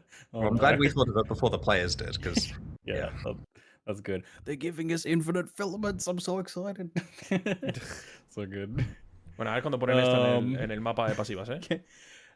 A name that is way too long, Namvan, asks, can you use unique sentinels to make other sentinels? They're not currently used in combining, but that doesn't mean we wouldn't randomly turn that on without telling people, if you see what I mean. But go experiment with stuff. This is the fun part of the league. We've got it in testing. It's going to be on alpha probably today for people who have alpha access. Do not email me for alpha access. You will not... Anyway, sorry. Just saving my inbox. We've got it going on alpha. We're going to get feedback, and this is the week where we get to make extra things that are fun, right? We get to look at it and go, maybe we should allow combining uniques or something like that, and come up with some extra stuff. So yeah, we'll come up with some cool ideas there. I love the idea of combining uniques. That's super. Lo trabajan hasta el último día, ¿eh? Hasta el último día. Is there any way to connect influences on items together? Say you combine two different influence items together. Can they do the same thing as an Awaken? Or ¿Verdad? ¿Qué ocurre con las influencias? I'm going to do the dev check on that one to make sure I'm explaining exactly how it works. So, what's the deal with influences? Well, the short answer is no. Yep. The long answer is it picks the non-influence base type. Then it won't be able to select influence mods. Right, okay. So when it's selecting base types, it picks one or the other. And if it picks one that is not influenced, it cannot select mods from the other one that have that influence, or have influence, because then they couldn't copy across. So the influences have to match in order for it to copy the mod. And there's still so much crazy abuse that players will work out with this kind of stuff. Like, we're coming up with crazy cases here where we have to put contrived stuff in to stop players making insane items that shouldn't exist. And even then, there's going to be a lot of rares that really have impossible mods on them that we are tolerating. And that's only the stuff we can think about, so yeah. Veremos a ver si no se rompe todo esto. That answers the following question. Perfect. In that case, we shall move on to the next section. Let's talk a little bit about the endgame atlas, in particular the passive tree side of things, which was a huge introduction last league and been expanded upon with keystones this time around. So we're being given a lot more control over our endgame experience now. Both these days in general, and also specifically now, like keystones, for example, allowing us to only drop our favorite of maps, and nodes that disable unwanted league mechanics and such. This and the new passive tree overall feels like a big shift compared to PoE of yesteryear. What's led to the dramatic change for PoE's endgame and like player agency levels? So a lot of the time when we change our mind about something or do an experiment is because Path of Exile 2 is in the future. And we want to make sure Path of Exile 2 is the best game for the players possible. And that means, generally speaking, if we've tried something and there's a possibility we want to do it differently in PoE 2, we will try the other thing. And so with Siege of the Atlas, we said, have a ton of control over all this stuff. And players loved it, and it went really well. And so we're giving a bunch more control here. See how that goes. We have a lot of stuff lined up. Bueno, recuerdo la liga anterior en el stream que hice justo hace 3 meses, hoy. Dije que a ver si nos ponían la opción de deshabilitar mecánicas de liga. Si eso es justo lo que nos han puesto, ¿eh? No digo nada. Me parece espectacular. We have a schedule for, like, I know exactly how many leagues there are between now and PoE 2, and we're putting the bullet points in of what we're going to do in these, and that's really helpful. Like, it gives us an actual runway of knowing this is how many times we have to experiment. Like, I have hard mode penciled in for one of these releases, and we know exactly, ideally, how that element's going to finish up, and how much time it's going to give us between the release of hard mode and the release of PoE 2 for us to take feedback into account and see if there's any tweaks we'd make to the itemization based on data from that. How many leagues are until PoE, sorry, did you say? It's a number. It's a countable whole number. And I guess the follow-up No, question lo for quiere a later decir. question I was going to ask anyway. How many leagues until hard mode? Probably 2, but we can talk about that when you ask the question. All right. Venga, hard mode, venga. That's in my list somewhere. Back to the Atlas, though, since that's what we're talking about at the hard moment. mode. How successful overall do you feel that the new Atlas passive tree has been? And by what metrics do you tend to measure success of something like this when you implement it? So we didn't really use metrics. We kind of knew it's awesome because we play the game ourselves and we know it kind of feels right to us. So when we did it, we thought this is cool and that's kind of good enough. And sure, if players absolutely hated it, we would have had a second thought about that, but we didn't look at metrics, I mean, here's an interesting thing, right? If you said to me, what was player retention like last league? I would have said, absolutely amazing. Best ever. People played more and all this amazing stuff. But if you look at the numbers, they quit in droves when Lost Ark came out because you can't miss the release of that game, right? And then Elden Ring came out. Like, there was no way that people were going to get the full in-game experience. But yet, I still feel that endgame had the best retention because the players who happened to not be interested in the other 2 games played so much more than usual. And so to some extent, because a lot of our community went to play those really good other RPGs, we're expecting this is the actual release of the end game for them. Like, there are so many people who, and we're ignoring the fact that Diablo Immortal comes out in a few weeks, by the way, guys. That's not a game. We're going to play Path of Exile. But because people are sticking around for the whole league this time, they're actually going to have a full league with the new systems for the first time. That's like an interesting counterpoint I guess, like looking at metrics then, is that there's always like other things that are going on as well. Because I think a lot of people feel the same way, that like this last league is like in some ways the best Path of Exile has been, especially for me, like endgame, especially like best endgame I've played in PoE. And yet other games came out. Man, I'm sorry. No, I completely understand. And that was unlucky for us. It would have been great if Siege did, have an uninterrupted 3 months, but life happens, and that involves other games. And with this release as well, it also gives people, because of the static balance thing where there's a balance freeze, it gives people the ability to just pre-plan what build they're going to play and just know there's all this cool in-game stuff they can do and have a chance to actually, like, when our internal staff members worked out due to lack of balance things, the balance is probably going to be the same. I started to see people, like 2 weeks, 3 weeks before the end of the league, start testing characters that are already public characters. Nothing's changed, of course, because they want to be ready for league launch day. And that gives all of the players the ability to do the same thing, where they can pick a build, try it out, work out their plan, and know with confidence there's no surprise nerfs in there. And this went to the point where there are bug fixes, where I've had very long repeated conversation with people say to me, it's not a nerf, it's a bug fix, Chris, and we haven't put it in because technically it does affect how a build performs. And so we've left bugs in the damn game for this league. They're going to be fixed in 3.19, but you get to use those bugs again if you want to, if that's the build. Okay, I find that really funny. Suena mucho a que no han tenido gente por culpa del Elden Ring y de Lost Ark y quieren dejarlo todo igual en esta liga para que la gente recupere el tiempo de la liga anterior. True. The Atlas passive tree thing. That thing's awesome. I love that. How do you guys feel about where like the concept of tree lock-in is at? That is like the ease and cost of respeccing the Atlas tree. We're pretty happy with it. There's the vendor trade that caps the price from things getting too expensive, and we're not seeing players constantly respeccing the tree too often. To some extent, we want it to be expensive to respec, but it's turned out to be in a pretty good place. So we do want to avoid strategies where you respec between encounters and so on. But technically, if you have the wealth, you can do that kind of strategy if you need to. Yeah, it's kind of in line with the regular passive trees in that regard. The only kind of like friction point that I've thought of there is the idea of like different characters having the same shared passive tree. I love that it's shared progression, but rather if you've got like a bossing character and a mapping character, it's awkward that you can't have like separate trees for them. Is that something you guys have talked about at all? There's some discussion about this. Like, we do acknowledge that that's certainly a thing, but we don't have any firm plans for it. There's various repercussions, both from a implementation point of view and in terms of, like, obviously it lets you then have multiple Atlas specs that you can easily switch between for the cost of just hitting maps with a new character, which may be enough of a cost, but we don't have any firm plans, but it's certainly something that's being discussed. Okay. Do you guys have like allocation, like heat maps for the Atlas passive tree? I think I remember you releasing something like that for the regular passive tree at some point. Is that something you look at all?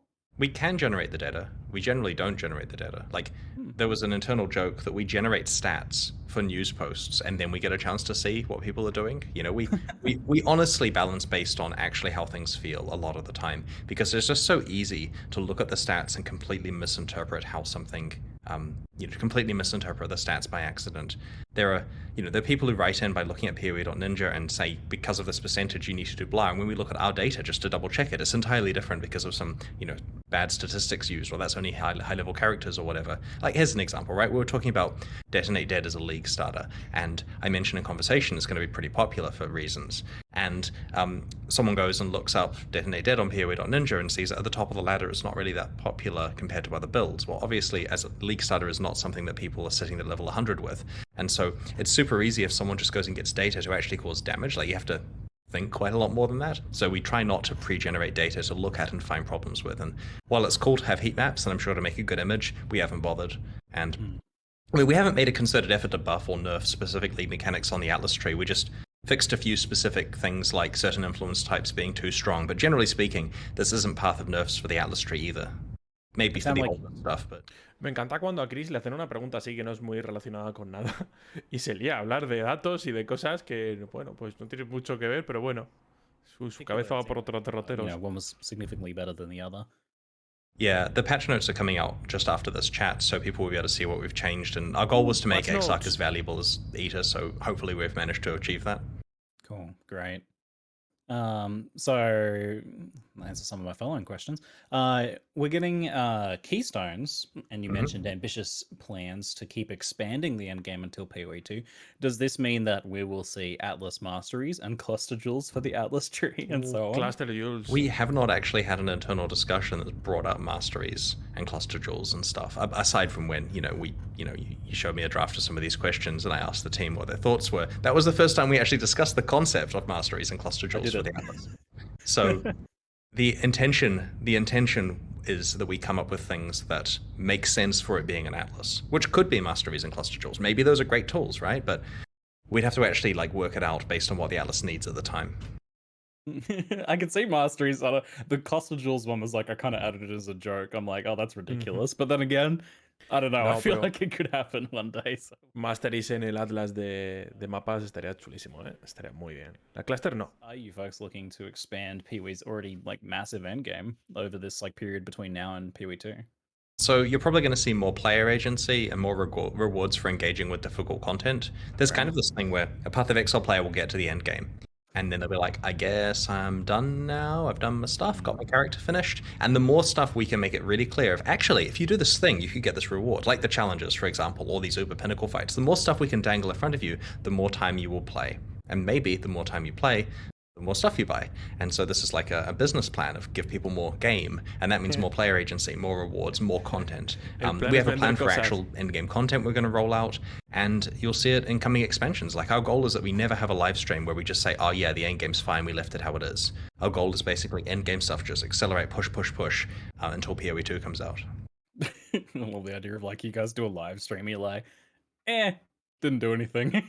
Yeah. Remember how people liked the no character balance? We also did no content. So here's a league reset, new ladder, 8-second live stream. No, there's going to be a lot of stuff. And to be honest, we're really excited that we get to work on the end game every league. Because previously we kind of had this policy of just touch it once a year and touch it in a big way. And it kind of did feel stale. And if you were to ask me what one of our biggest mistakes was we always come out with leagues that at least I find compelling. And, they're generally pretty good. But when we leave the end game alone, people get to the end game, they've played the league, and then it's kind of just on faith that they keep playing, having some fun, but there isn't new stuff to do necessarily. So that's why we want to make sure there is new stuff to do when you get to the end for each of your characters all the time going forward. I think it's been a huge reason. Bueno, esto es una cosa súper importante porque han cambiado el modelo, ya no va a haber expansiones, va a haber ligas más pequeñas, pero en todas las ligas se va a tocar el endgame. Y no va a haber expansión grande de endgame. Ok, una cosa muy especial, y va a ser así hasta el PoE 2. Changing in a big way soon, so we can just focus on the end game. Feels kind of nice. We have a question from a lot of people in chat, kind of translated, which you kind of touched on a little bit, but with changes to the Atlas trees and, for example, the monsters gain more life one, that would give builds like Detonate Dead a big buff. So has this been taken into consideration at all? That's a good point. That specific point wasn't discussed directly, but we do understand that yes, the tree has changed, and that will change what builds you want to play, but they will work the way you expect, which is the key thing, right? Like, we're not saying the right build for 317 is the right build for 318. The goal is that people have to think and pick their build. There's new challenges that are very hard. There's new pinnacle bosses that are very hard. The high Sentinel content where you can juice up these map bosses to be very hard is also very hard. Your 317 builds may not be the right ones. But if you take a 317 build guide, it will function. There is no hidden nerf that prevents it from doing so. And there may be incidental stuff that goes much further than just the fact that monsters can get more life if you spec a keystone and that makes your detonate deads better. It does scale DD, right? Yeah, okay, just checking that. But the builds from last time will work is the important part. We are not saying that the best build from last time is the best build from this time. So you must think before picking your build, but you can trust the build guides you read. And if there's something that's exciting, then play that one. That is an interesting, like, refreshing kind of. I don't know. It feels refreshing that this time around. We'll break stuff in the future. Like, we want a new meta in the future. We're not saying that it'll stay this way forever. Yeah. However, this time they do, and maybe if people like that, we might do it again in the future sometime if it makes sense. Yeah, it's weird because I don't know. Like, I feel like I should be always hungering for the new changes to be excited about, but I don't know. I feel like relieved a little bit that there's not like a bunch of balance changes this time. So maybe it's like an every now and then thing. It does seem right, but I guess we'll see how it feels after actually playing League. Yeah. So those keystones that change the health and life, do they affect pinnacle bosses or just maps? They affect monsters in your maps, I believe. How does this technically work? Yeah, so that terminology typically just refers to the maps on the Atlas and pinnacle bosses. Yeah. Right. So yeah, in case Andrew wasn't loud. The maps on your Atlas are the ones affected by your Atlas tree when it's worded like that, and the pinnacle bosses are typically not maps on the Atlas. So the things that do affect pinnacle bosses are probably referred to them specifically. Yeah, there is like one keystone per Uber fight, which is pretty clear that it makes it really hard. Oh, and here's the thing, by the way, random rant. What we learned from the Maelstrom of Chaos back in closed beta was that you have to have a cost for accessing in-game content. The reason why we made the map system where it consumes the map is so that there's a cost to trying. If you want to try a red tier map, it's going to cost you a lot, right? A whole red tier map. And the reason for this is because we found that players would play the hardest content of the game and then die and then be very angry and complain and quit. So typically, if you have high content, you have to gate it behind it being hard to get to, like the Simulacrum or blah, blah, blah. Problem is, here, the absolute hardest content is gated behind clicking a keystone. So there are people who are going to play the Uber fights who probably can't complete them. So it's not the case that you should allocate the keystone in order to have a normal Path of Exile experience. This is going to kill you, right? Like, you have to be really good at the normal Uber fight the normal pinnacle fights before it's worth allocating that keystone. So just get your regrets ready for unallocating that after you've seen how hard it is. It'll put like one of those warning labels on it. You have to tear off first before you gain access to the keystone. Warning: this will probably kill you. Yeah, we've had long, non-constructive arguments internally about whether this is technically Path of Exile's hardest content, where the answer is, of course it is, look at how hard it is. Or I've come up with a contrived example of some other stuff. But as an example, the Theod, for example, where it's got lots of bosses, it's probably on par with that, or a bit above, or a bit below, depending on the individual fight. But that's kind of the scale here. You don't just walk into that fight expecting it to be straightforward. And so these are certainly the hardest, like, solo boss fights with just, like, one or two bosses in them. Speaking of hard content, okay, are the monsters from the new influence type seeing any changes? In particular, springing to my mind is the tentacle miscreations that appear about 80 of them at the same time and start shooting me all at the same time with tracking, heat-seeking bullets. So we nerfed the Burning Ground from one of the Eto World's alter mods that affects influence monsters. It was like a Burning Ground on death that's scale based on attack damage, and certain monsters had really high attack damage, so they had off-the-charts Burning Ground. That's been fixed. And we'll keep the tentacle miscreations as they are for you, Ziggy. No. Another zig under the bus moment. Great, thanks. Okay. Oh no! I'm been giving the 10-minute warnings. All right, let's go. 10 minutitos más. So Arch Nemesis modifiers are replacing old Nemesis and Bloodline modifiers. It had some really punitive and scary mechanics, like disabling Leech and combos that led to truly unkillable nightmares. I made a monster where I invited like the most OP people we could find into the map, and they couldn't kill it.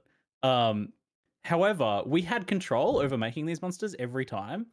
But now it's random. And I know a lot of the time it's going to be like 2 or 3 mods, not 4 a lot of the time. But still, I need reassurance, Chris. I'm very scared.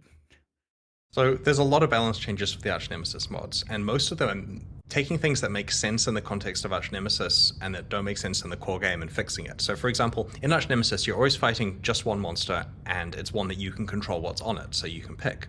But in the core game, it could be several monsters with a mod near you. Like maybe you've got a magic pack, or maybe you've just hit multiple rares near each other. And so an example is the mods that make all of the damage freeze or stun. And of course, that's a problem if there's just monsters all over the place that are doing like entirely freeze or entirely stuns on you. And so that stuff is being fixed. And like the Ice Prison mod disabled travel skills, whereas now it doesn't, because you kind of can't control when you run into it. So all of the stuff that required a little bit of foreshadowing is a bit less punitive now. We've also globally nerfed Grasping Vines, like, you know, not related to Arch Nemesis in particular, but certainly affects it. The other thing is that in Arch Nemesis, each mod had a multiplicative life bonus, and so there were some very, very, very high life rares. But when we've integrated it into the core game, they don't have such a bonus. Like we've kept the monster magic and rare life about the same as it was before, and it doesn't come from their mods. But to be clear, that doesn't mean that the rare monsters are easy. They were too easy before, we feel. They didn't, like, the basic idea is you play Path of Exile and you can kind of zone out and kill the monsters and it's fun and you have your, you know, your power trip and everything's good. And then you run into, occasionally, a certain combination of rare mods that causes your character to have to pause and maybe do a different strategy. And that's how it's meant to be, that generally rare monsters are fine for you to kill, and sometimes they're hard. And people can try to argue they don't want a game where sometimes it gets hard, but the game we're making is one where sometimes it's hard, and that's done through rare monster mods, plus like things like act bosses and stuff that we can custom design. You could use the Diablo 2 example of like multiple shot lightning enchanted monsters, right? You can kill most of the rares and then you run into one of those and you have to be very careful, at least back in the good old days. So we do have combinations here that are hard, and we feel that something like turning off leech for a specific monster is not the end of the world. There are other ways of having to recover life, and if this is a game where you cannot be permanently leeching and occasionally you need another way of getting life, we don't feel that that is too bad. But we will make sure that things that are completely out of control are fixed, and there is a long list of changes. Actually, to clarify, there isn't a long list of changes. There's a lot of changes, but the patch notes basically just said we changed a bunch of stuff. It was getting completely out of hand to document it all, and it doesn't really matter because it doesn't affect your build a lot, so we only covered important points, but the nitpicky detail I don't think is there in the patch notes for these changes. Okay. We're going to speed through some more questions here. Are there any new skill or support gems this league? A lot of people asking. Nope.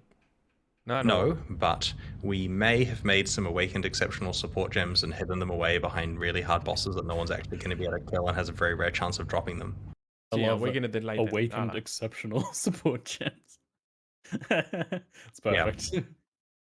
It reminds me of some of the really, really long old support gem names we had. Hopefully we get back to those. Those halcyon days of 18-word long support gem names. Okie dokie. Do we have any... Oh, yes. This was the question about hard mode. We're circling back to that now. Do we have any update on the previously teased hard mode? So... hard mode. Hard mode is still being worked on, but it is a second priority. And what that means is, if a league is looking great and everything is fine and we're going to release it on schedule at high quality and everything's perfect, we work on hard mode. And if it is not going to be fine and we need to work on the league, we will of course 100% do that. So in no way are we letting hard mode stuff sacrifice any actual work from the core game. And this has meant that in some 3-month periods we just haven't touched it. And it's also tricky because it requires time from a lot of senior people, right? Like, Mark, for example, who is knee deep in like complicated Path of Exile 2 stuff right now, has to be dragged out of that to work on hard mode for bits and pieces that he needs to work on. It's tricky to find time. So we do have a schedule, and tentatively speaking, I would like to see it released by the end of the year. We want to make sure we do it right, of course, but that's what we're looking for. And because it's announced, we can be open with this, right? Like, it's not a secret. There's not going to be a big, like, there won't be a live stream where we say, surprise, hard mode's ready. It'll be the case of, remember that thing you've been testing for a while? Well, that's getting formally released with some prizes for a competition or whatever. So we will be very open about it. Does that mean there might be some testing period before then? Maybe I think so, but not quite soon. Like, I'm thinking maybe a test in 3 months, maybe release in 6, right? But I'm usually wrong, so double or triple or half those numbers, we'll see. All right. I'd like to discuss visual clarity in Path of Exile if we can for a little bit. So over the years, Path of Exile has become quite good looking, especially compared to some of those earlier screenshots and videos that are still floating around. Thank you. It especially feels that way when you're like leveling in early end game progression. During these times, like the monsters, the player, and the ability all work really well together to both communicate like the gameplay that the game has, but also the game world and the setting and the feeling and all that sort of stuff.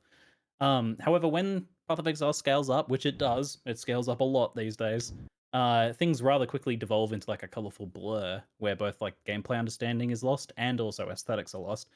Is this what are your thoughts in general on visual clarity in Path of Exile currently, and is there any plans on how you might approach this in the future? Siempre vuelve. So we're not going to argue that the visual clarity is in a good place there, right? Like, it's really a matter of what we're doing about it, right? And the most extreme thing we could do would be to pause all other development and just sit there improving visual clarity for ages on every existing thing. And we actually do kind of have the ability to do that in the form of Path of Exile 2, because pretty much everything's getting redone. And so because they've learned all the lessons from 15 years of work on Path of Exile 1, they can make sure to design stuff in a way where when it scales up, it doesn't lose visual clarity when stacked with other stuff. And so the PoE 2 team, who are working on the version we're all going to eventually be playing in a few years, they know this and are working for it. So the question is, what are we doing for PoE 1? And any new stuff we make involving effects, we try very hard to make sure it has visual clarity. I hope you will find that when you're playing Sentinel, that the Sentinel effects are both relatively subtle but clear as to what is tagged and what rewards they're giving, and they stack with other things appropriately. Let us know if you feel that needs work. We make sure that new stuff that we make works well from a visual clarity point of view, and we do invest occasionally a bit of work in making sure that certain other old effects that are terrible from a visual clarity point of view are improved. But to be honest, a lot of the old PoE 1 graphics get mostly thrown away when PoE 2 comes out and replaces a lot of stuff. So, and by that I mean skills and so on. Like the campaign, yes, that will exist, but the campaign doesn't have visual clarity problems, and we will be playing with Path of Exile 2 skills on our Path of Exile 1 characters in the future. Yeah, I think that's probably the problem. Like, a lot of the new stuff has been really good, but it kind of gets lost in the background of all the old stuff that really overwhelms it because it's. Y eso va a ser el final, ¿no? Ya la I'm glad to hear that it's something you guys are considering pretty strongly then moving forwards. Look forward to seeing more progress in that. A lot of people have also been asking in chat about Loot 2.0 as well. I know we've had like little testers or little tastes of some of that change. Where are we at in terms of like Loot 2.0? There's a lot of axes here, right? So the first thing is hard mode is going to be good for people that really want no clutter. Like if they really just want it so that items are special when they find each one, they go play that. It's kind of perfect. The second thing is we have been doing things like reducing the number of times you find currency item and increasing the stack sizes, and basically working towards decluttering. We also had some experimentative changes related to decluttering, which were deployed months ago that no one has noticed yet, which is good. That means that it hasn't had an effect on the actual economy, and it hasn't had an effect on item drops to the point where people will notice, and we'll gradually continue to tweak that. It's mostly in the form of culling items that would never be picked up. And so, the better we get at that, the better it is. I just don't want players to feel that we're culling items that are valuable to them, because we're really trying very hard not to. And the basic goal is, I know we're going over time, but at the end of the day, there are two ways to declutter, right? Way number one is to leave the spam of rares and uniques that people are used to, right? This really rewarding thing where there's quite a lot of item dilution. Leave that in place because people like it, and to reduce clutter of other things, in which case at the end of the day, it's a big pile of yellow items on the ground. And I think we'd be lynched if we did a solution other than that, or to actually solve itemization issues with the game and say, look, rares should be special, blah, blah, blah. And that's what hard mode's for, right? We get it. A lot of people like the reward spam. And so because of hard mode, there will be a way where rewards are very, very, very precious, and they can play there if they want, in my opinion, superior experience. But baseline PoE will probably still not have substantial drop nerfs, at least during PoE 1. And then of course with PoE 2, we can look at what makes sense, knowing what players like, but also knowing how that game works. Awesome. Well, I've been giving the time warning quite aggressively, but just kidding. Bueno, ya se termina. Thank you very much, Chris. Y la pregunta esta, la del loot 2.0, siempre vuelve. Siempre, siempre. No es la primera vez. He dicho las dos soluciones, de que caigan menos cosas o de que las cosas que caigan sean muchísimas menos, y hacer un filtro de lo que no se coge, o de coger cosas que caigan cosas más gordas. Y básicamente las dos cosas. Una va a ser hard mode y la otra ya está implementada, pero la gente no se va a dar ni cuenta, al parecer. Fantástico. Vale. Pues esto se ha acabado, señores.